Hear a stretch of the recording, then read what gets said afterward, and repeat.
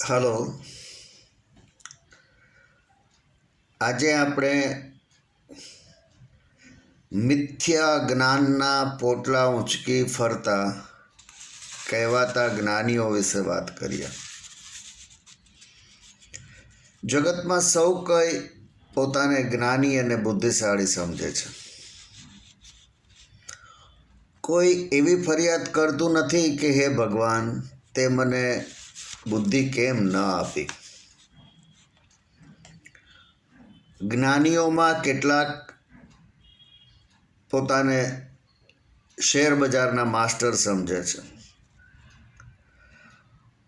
Sensex અને Nifty ક્યારે કેટલા ઉપર જશે તેનું તેમને સચોટ જ્ઞાન હોય છે. મારી સાથે શેર બજારનો માસ્ટર એક એન્જિનિયર નાના પગારમાં કામ કરતો હતો. આ શેર લઈ લેજો, આ પડ્યા હોય તો વેચી નાખજો વગેરે ટિપ્સ બધાને આપતો. પરંતુ પોતાને કંઈ પણ લેવું હોય તો પગારની રાહ જોતો હોય.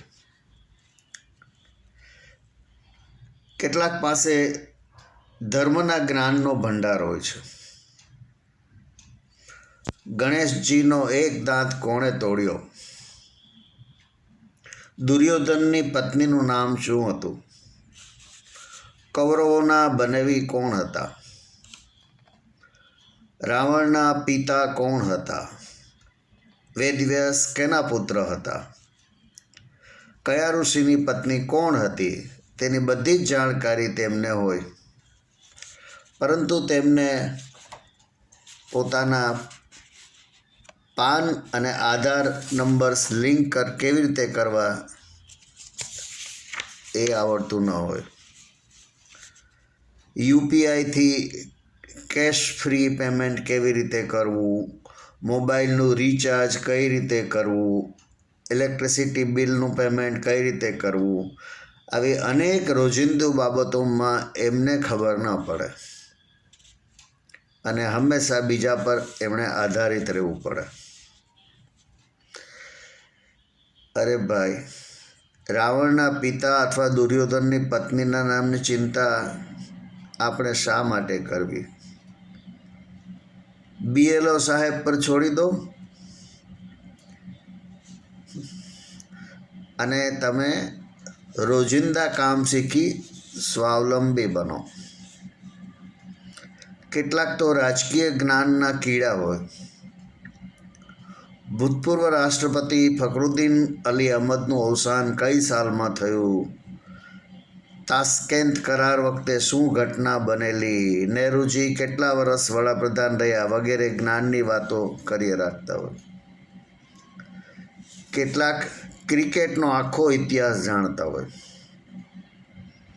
આમ મિથ્યા જ્ઞાન જાણે નાના ઘરમાં બિનજરૂરી અને કામ ન લાગે તેવો સામાન ભરી ખરેખર કામની વસ્તુઓ માટે જગ્યા જ ન બચે. આવા મિથ્યા જ્ઞાનના પોટલા ઊંચકી ફરવા કરતાં તો અજ્ઞાની થઈ હળવાશથી જીવન જીવવું વધારે સારું. તમે જે ખાઓ છો એ ખોરાકમાં તમારી તંદુરસ્તી જાળવવા કયા ખોરાકમાંથી તમને જરૂરી carbohydrates, protein, calcium, minerals, vitamins મળી રહે છે કે નહીં તેનું જ્ઞાન બીજા બધા મિથ્યા જ્ઞાન કરતાં ઘણું જ અગત્યનું છે. હા, મિથ્યા જ્ઞાન ક્યાં કામ લાગે? સોસાયટીના બેન્ચ પર અથવા ગાર્ડનમાં બેન્ચ પર બેસી લોકોને પોતાના જ્ઞાની હોવાની છાપ પાડવામાં એ ઉપયોગી થાય. મેં જોયું છે કે મોટે ભાગે સ્ત્રીઓ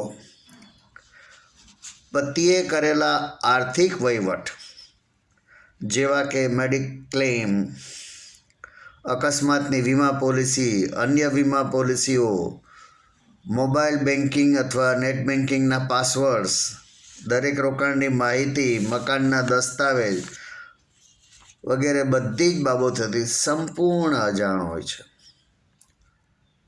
જો તેમના પતિને અચાનક કંઈ થાય તો શું થાય?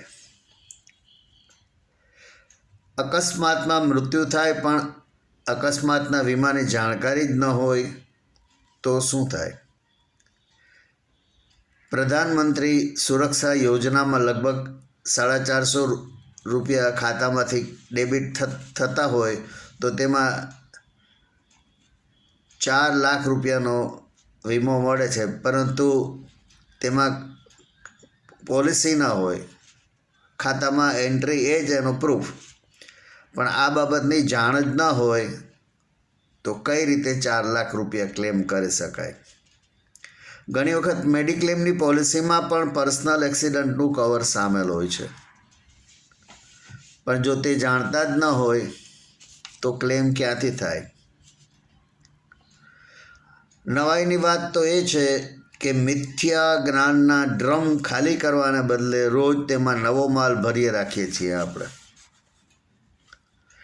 જરૂર સિવાયના જ્ઞાનનો અતિરેક આપણા મગજની હાર્ડ ડિસ્કને કરપ્ટ કરી નાખે છે. હું કેટલો જ્ઞાની છું એ તપાસવા કરતાં હું કેટલો અજ્ઞાની છું એ જાણવું વધારે જરૂરી છે.